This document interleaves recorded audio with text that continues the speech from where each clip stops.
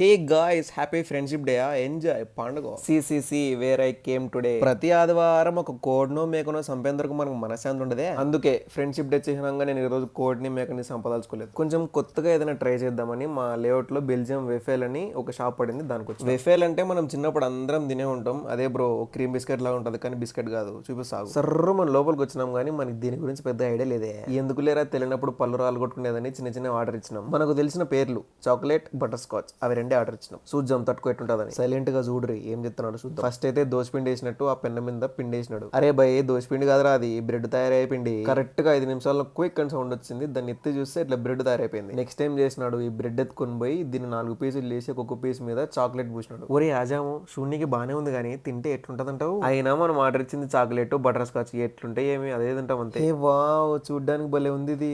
ఏందిరా అంత చాక్లెట్ ఉంది. హే, చాలా బాగుంది యాక్చువల్. మీరు కూడా ట్రై చేయండి బా. ఉంటా బాయ్.